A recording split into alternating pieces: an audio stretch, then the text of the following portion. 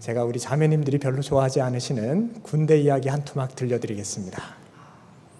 아멘? 형제님들은 또 새록새록 옛 추억이 기억나시겠지요? 지금은 모르겠는데 예전에 제가 입대할 때만 하더라도 훈련소에서 6주간 훈련을 받습니다.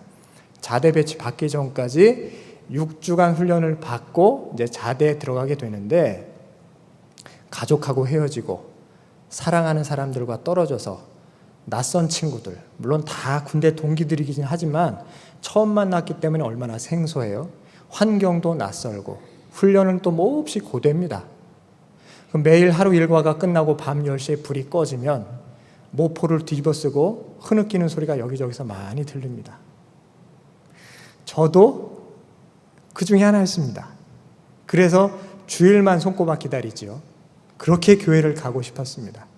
그러니까 주일이 되면 아침 식사를 마치고 연병장 청소하고 내무반 청소하고 한 10시 30분쯤 되면 내 교회 갈 사람 집합하라, 이게 방송이 흘러나옵니다. 그럼 교회 가려는 친구들하고 연병장에 모여서 오와 열을 맞추어서 사단교회로 갑니다. 근데 그 발걸음이 그렇게 가볍고 깊을 수가 없습니다. 예배당 안에 딱 들어가면 그때 2월달 아주 추울 때였는데 온풍기를 미리 틀어놔서 아주 따뜻하고 훈훈합니다. 그럼 예배 시작 10분 전에 도착해가지고 자리에 앉아 있으면 조용히 기도로 준비하라고 피아노 음악이 막 흘러나옵니다. 이제 제가 자리에 앉아서 손을 모으고 눈을 감고 주여 이렇게 한마디 시작하고 나서 부터 눈물이 쭉, 그럼 예배 끝나는 그 시간까지 이러면서 5주간을 예배를 드렸습니다. 이해가 안 가시죠? 왜 그러는지. 그렇게 됩니다. 여러분들의 아들이 지금 이 상황을 다 겪고 계십니다.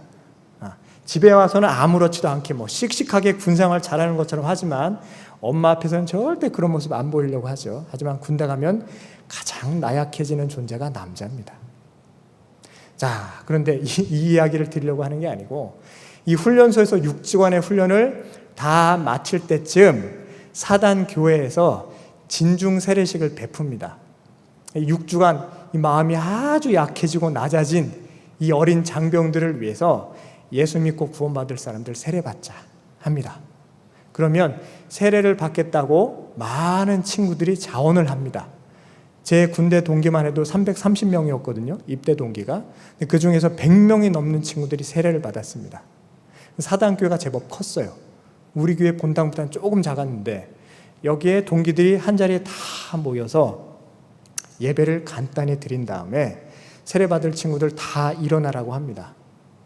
다 그 자리에서 일어나서 간단하게 요리문답을 해요. 그리고 세례받을 사람 30명씩 단상으로 올라와라. 그러면 일렬로 훈련병들이 쫙 올라와서 30명 정도가 무릎을 꿇고 여기 앉습니다. 그러면 사단에 소속된 목사님들이 쭉 오셔가지고 일일이 한 명씩 머리에 손을 얹고 세례를 줍니다. 이렇게 세례식을, 저는 이미 세례를 받았기 때문에 신학생 신분이었기 때문에 앉아서 지켜보고 있었죠. 우리 동기들이 세례받는 모습을 굉장히 뿌듯하고 감동이 됐습니다. 우리 친구들이 세례를 받네? 이 친구 군생활하는 한동안 하나님께서 지켜주실 줄 믿습니다. 이렇게 중보 기도하는 마음으로 세례식에 동참을 했습니다. 근데 재미난 건 세례식을 다 마치고 다시 내무반으로 복귀를 하는데 또 오와열을 맞춰서 이렇게 걸어가는데 친구들이 마냥 들떠서 너무 행복해하면서 이런 얘기를 합니다. 야, 오늘 너무 좋지 않냐? 오랜만에 햄버거 먹고 콜라 먹으니까 진짜 뱃속에 불이 나네. 우와, 허건 날 이런 날이면 좋겠다. 이런 얘기를 하면서 내무반으로 들어가고 있었습니다. 세례받은 친구들을 위해서 교회에서 햄버거 하나, 콜라 한 캔씩을 나눠줬습니다. 선물로. 사실은 이 친구들이 예수를 잘 믿겠다가 아니고 콜라와 햄버거를 얻어먹기 위해 그 자리에 나와 앉아 있었던 겁니다. 세례를 받아준 겁니다. 이 친구들은 군생활하면서 가장 행복한 밤을 보냈습니다. 그리고 한 주 후에 법당에서 주먹밥 주니까 수계 받으러 오라, 이 말에 우르르 또 다 법당으로 몰려갔습니다. 이 친구들이. 자, 이런 일이 군대에서 비일비재 벌어지는데 진중 세례식이 이렇습니다. 자, 그런데 오늘 성경 본문을 보면 베드로의 강력한 설교를 듣고 무려 3,000명이나 되는 어마어마한 사람들이 회개하고 세례를 받는 역사가 기록이 되어 있습니다. 현상적으로 보면 우리나라 부대에서 100여 명이 한꺼번에 세례를 받는 일이나 이 베드로 설교 한 번에 3,000명이 세례를 받는 일이나 닮았죠? 똑같죠? 현상적으로는 다를 바가 없습니다. 그런데 그 내용과 본질을 보면 전혀 다릅니다. 뭐가 다를까요? 뭐가 다를까요? 결정적으로 다른 게 세례를 받는 동기입니다. 이 베드로의 설교를 듣고 한 번에 세례를 받았던 3,000명의 사람들을 한번 곰곰 상상해 보시기 바랍니다. 이때는 오순절이었습니다. 1년에 3번의 절기가 있는데 이 절기는 유대인 모든 성인 남자들이 다 예루살렘 성전에 와서 제사를 드려야 됐습니다. 그러니 이 오순절, 이 성전 앞에 모여 있었던 수많은 유대인들 가운데는 심지어 배를 타고 저 멀리해서 지중해 바다를 건너온 사람들도 있었을 것입니다. 아버지 때도 오순절에 예루살렘 성전을 찾아왔고 할아버지도 명절 때마다 예루살렘 성전을 찾아왔고 증조 할아버지도 그러셨고 고조 할아버지도 그러셨습니다. 수천 년 전부터 모세 이후로 유대인들은 절기만 되면 예루살렘 성전에 와서 제사를 드렸습니다. 이게 유대인들의 풍습이었습니다. 그러니 1년에 3번씩 성전에 오다 보니 이게 습관이 되고 익숙해지긴 한데 마음에 감동이 있었겠습니까? 늘 해오던 일이니까 의뢰히 가야 되니까 예루살렘 성전을 찾아오지요. 그게 일상이 되고 습관이 되어서 이렇다 할 감동이 없었습니다. 그런데 어느 날 오순절 절기라서 예루살렘 성전을 찾아오니 누군지는 모르겠는데 눈빛이 형형한 청년 하나가 성전 앞에서 강하고 담대하게 예수가 그리스도다. 50일 전에 6월절 명절 직전에 십자가에 달려서 돌아가셨던 그분이 바로 우리의 메시아다. 그리고 그분은 3일 만에 부활하셨고 지금은 구름 타고 저 하늘나라에 올라가셔서 하나님 보좌 우편에 앉아 계신다. 이 이야기를 강하고 담대하게 선포하고 있습니다. 구름대와 같이 예루살렘 성전에 모여 있었던 수많은 유대인 남자들이 이 베드로의 설교를 귀담아 듣습니다. 그러다가 점점 마음에 감동이 찾아옵니다. 아, 지금 우리 민족, 우리나라는 로마 식민지 치하에 있는데 우리 민족의 미래가 어찌 될지 아무도 모르고 있는데 누구나 다 메시아를 기다리고 있는데 50일 전에 돌아가신 그분이 메시아로구나. 그분이 실제로 부활을 하셨구나. 이러면서 마음에 감동이 오고 습관적으로 절기 때마다 예루살렘 성전을 찾아봤던 유대인 남자들 중에 헌신하는 사람들, 회개하는 사람들, 그리고 예수를 그리스도라고 믿겠다고 자발적으로 나선 사람들이 3,000명이었습니다. 엄청나게 많은 숫자죠? 아마 이 세례를 받은 3,000명을 위해서 이 12명의 제자들이 금전적으로 무언가를 준비했거나 선물을 준비해 주지는 않았을 겁니다. 아무런 보상이나 대가가 없었습니다. 그럼에도 불구하고 자발적으로 3,000명의 사람들이 예수를 그리스도라 믿기 시작합니다. 그 증거가 41절에 나와 있습니다. 한번 찾아보시죠. 사도행전 2장 41절 같이 읽어보겠습니다. 시작. 그 말을 받은 사람들은 세례를 받음에 이 날에 신도의 수가 3,000이나 더하더라. 아멘. 세례를 받은 사람이 3,000명인데 한번 잘 보십시오. 41절 시작할 때에 그 말을 받은 사람들은 이렇게 시작이 됩니다. 베드로의 설교를 듣고 받았다. 이 받았다는 말은 받아 먹었고 그 말을 온전히 믿게 되었다. 이 뜻입니다. 베드로의 설교를 저게 진실이다. 저 말이 참이다. 라고 믿은 사람들만 3,000명이었다는 얘기입니다. 이해가 되시죠? 그러니까 이 3,000명의 사람들은 강제적으로 한 것도 아니요, 누가 시켜서 한 것도 아니고 자발적으로 세례를 받겠다, 예수님을 그리스도라 믿겠다 한 사람들의 숫자만 3,000명입니다. 그리고 뒤에 4장으로 가면은 이 사람들의 숫자가 5,000명으로 늘어납니다. 그러니까 초대교회 때 예루살렘에서만 무려 8,000명이라는 사람들이 세례를 받고 그리스도인이 됩니다. 놀라운 역사가 일어나죠. 당시 예루살렘 거민들이 몇 명이나 됐을까? 학자마다 다른데 보통 8만 명쯤 되었을 것이다. 예루살렘 주민이 8만 명 되었을 것이다. 그 가운데에 8,000명이 세례를 받아서 그리스도인이 됐다. 그러니까 예루살렘 인구의 10분의 1이 하루아침에 예수를 믿은 겁니다. 바리새인과 서기관들과 제사장들이 경악할 만하죠. 깜짝 놀랐을 겁니다.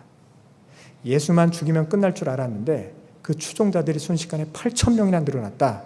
어마어마한 사건입니다. 이 일 때문에 스데반이 순교하고 야고보가 순교하고 결국 이 그리스도인들이 뿔뿔이 흩어지게 되죠. 그 이야기는 사도행전을 차차 읽으면서 진행돼 나갈 것입니다. 오늘은 이 성령의 역사만 주목해서 보도록 하겠습니다. 방금 말씀드렸지만 세례받은 3,000명은 햄버거와 콜라 때문에 세례받은 게 아닙니다. 자발적으로 받았다라고 말씀드렸습니다. 더 중요한 동기가 있습니다. 이 3,000명은 자기의 의지로 세례받은 것이 아니라 성령님께서 이 사람들을 추동하신 겁니다. 자, 이 추동하는 역할을 하게 된 주역이 바로 베드로죠. 베드로가 어떤 인물인지 생각해 보시기 바랍니다. 불과 2달 전만 하더라도 말보다 주먹이 앞서는 사람이었습니다. 2달 전만 하더라도. 예수님이 붙잡혀 가시던 그 겟세마네 언덕에서 로마 군인들과 제사장들의 종들이 오자 분개하여서 칼을 꺼내가지고 대제사장 종 말고의 귀를 쳐서 떨어뜨리죠. 이랬던 사람이었습니다. 평생 갈릴리에서 금을 던지던 어부였기 때문에 학식이 있던 사람은 더더구나 아닙니다.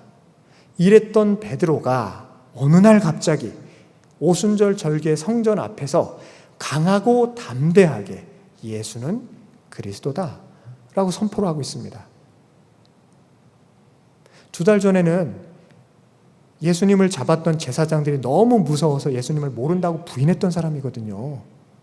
그런데 어느 날 갑자기 베드로가 자기 목을 내놓고 예수가 그리스도라고 담대하게 증거하고 있습니다. 게다가 청산유서와 같이 설교를 하는데 구약 성경을 자유자재로 인용을 합니다. 저희가 2장을 다 읽지를 않았는데 한번 천천히 읽어보십시오. 요엘 말씀을 인용한 것에서 시작하여서 구약의 예언서를 잘잘잘잘 읊으면서 그렇기 때문에 예수님이 그리스도시다. 그렇기 때문에 이 패역한 세대에서 당신들이 구원을 얻으려면 예수님을 믿어야 된다. 이걸 강하고 담대하게 선포를 하고 있습니다. 이 말에 감동한 사람이 3,000명이란 얘기입니다. 그리고 그 말을 믿은 사람들이 3,000명이란 얘기입니다. 놀랍지 않습니까? 인간적으로 이런 일이 어찌 가능하겠습니까? 2달 만에 베드로라는 사람이 어떻게 이렇게 변화될 수 있겠습니까? 이거는 사람이 하는 일이 아닙니다. 누가 하시는 일이십니까? 하나님께서 하시는 일입니다. 하나님께서 하시는 일이십니다. 전도는 인간적으로 하는 게 아닙니다. 내 의지로, 내 욕심으로 누군가를 하나님 품으로 돌려놓겠다. 교회의 문턱을 넘게 하겠다. 그렇다면 먼저 기도하시고 내가 성령 충만하시기를 간구하시기 바랍니다. 베드로가 이렇게 강하고 담대하게 선포할 수 있었던 이유는 자기 목숨마저 내놓고 제사장들이 보는 앞에서, 서기관들이 듣는 앞에서 예수가 그리스도라고 선포할 수 있었던 이유는 이 안에 성령이 가득 차 있기 때문에 그랬습니다. 바로 이 이전에 마가의 다락방에서 불의 혀같이 내려오는 성령을 베드로가 체험하잖아요. 자기 혼자만이 아니고 120명의 문도들이 다 같이 뜨거운 성령 세례를 받습니다.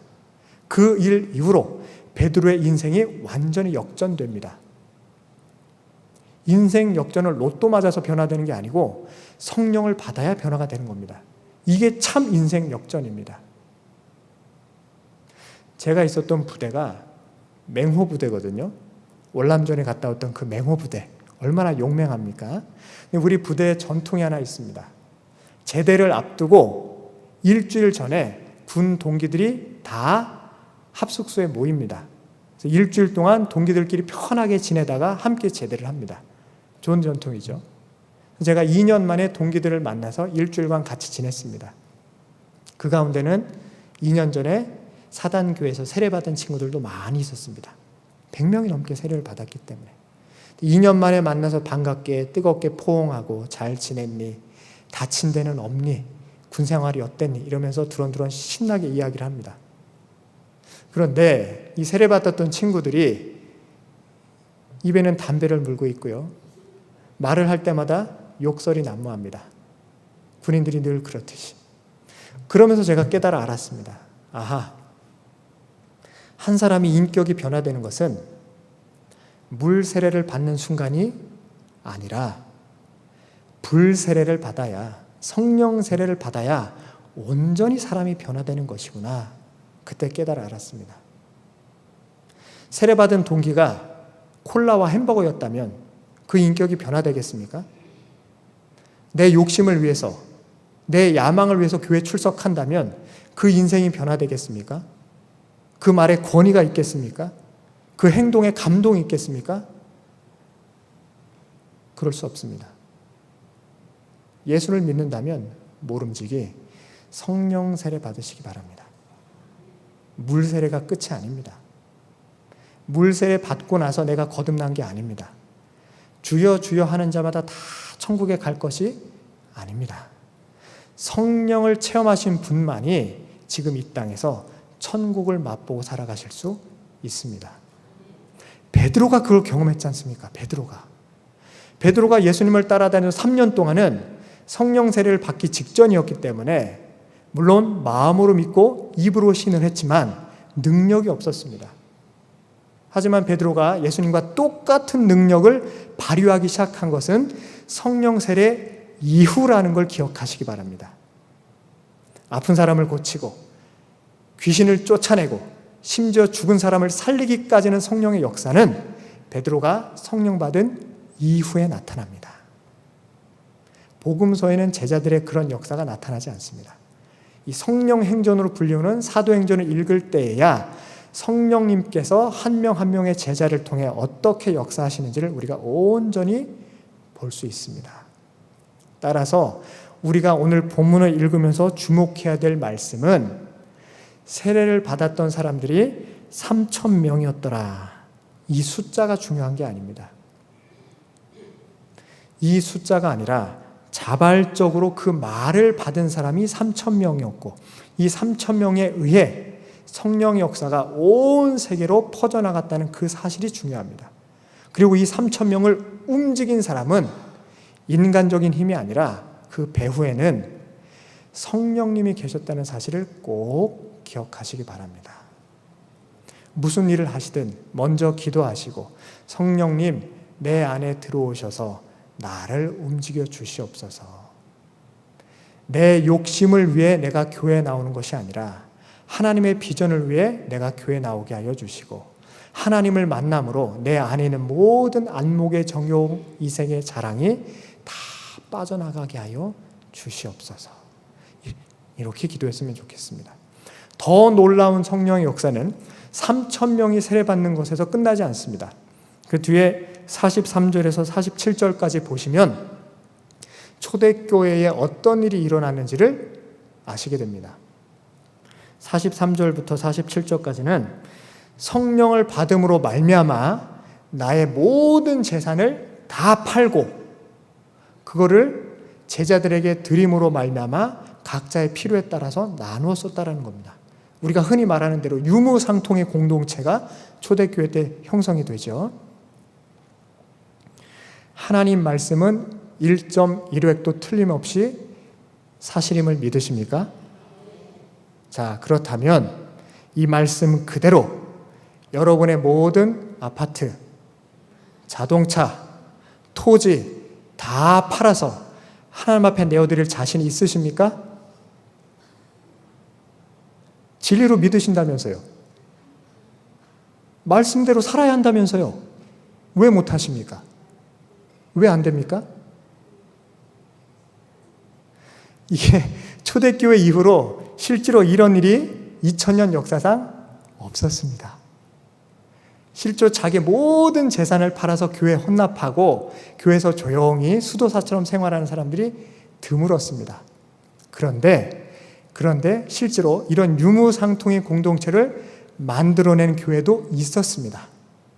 몇몇 교회가 있었어요. 근데 그 교회들은 대부분 시한부 종말론자들이었습니다. 기억하실지 모르겠습니다. 1992년 10월 28일에 휴거가 일어난다고 주장했던 다미 선교회라고 있었습니다. 기억하시나요? 네.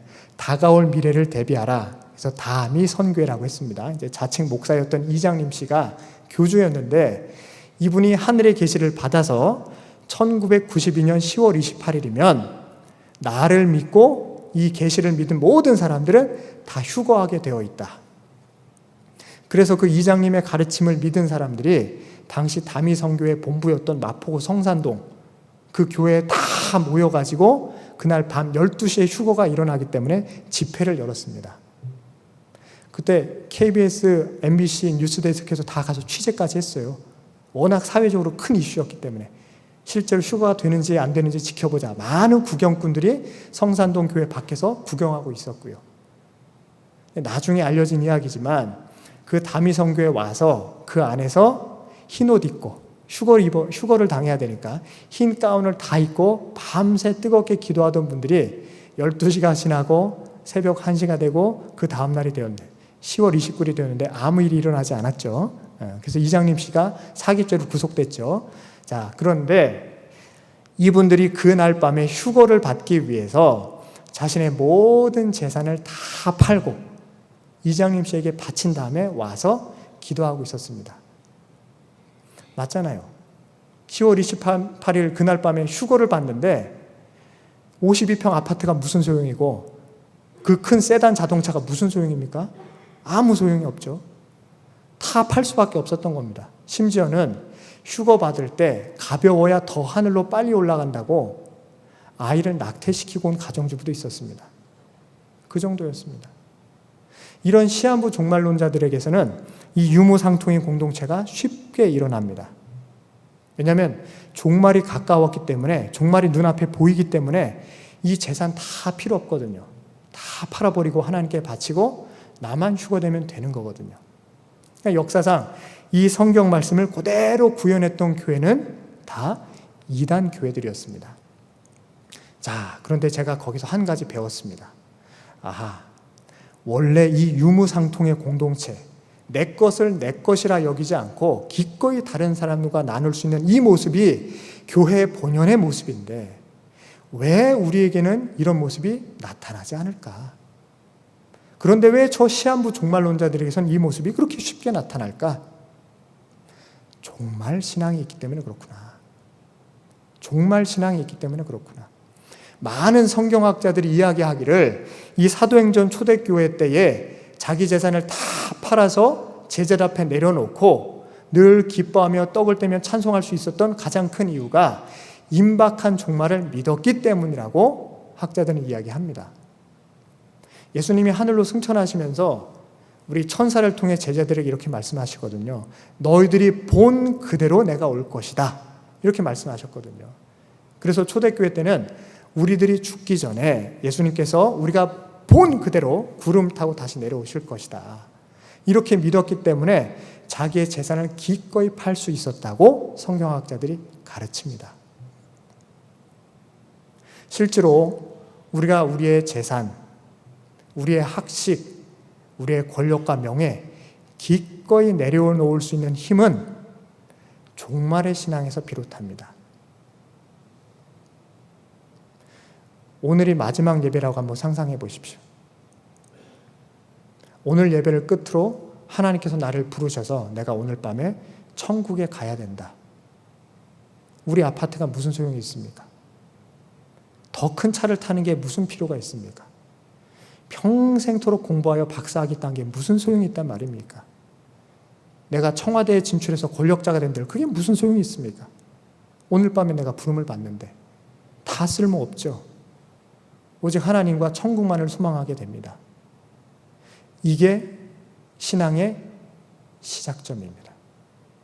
우리가 기꺼이 나를 내려놓을 수 있는 힘은 종말에서 출발해야 됩니다. 종말은 크게 두 종류가 있습니다.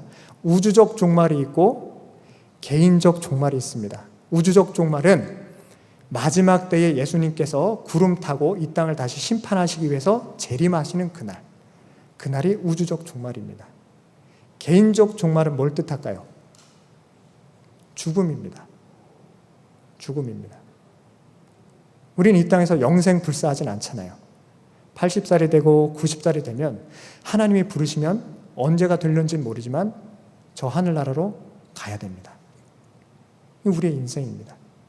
그렇기 때문에 우리가 늘 종말을 염두에 두었을 때에, 마지막 때를 염두에 두었을 때에 우리가 이 세상에 있는 모든 것에 집착하지 아니하고 재산도 내려놓을 수 있고 자식에 대한 집착도 내려놓을 수 있습니다.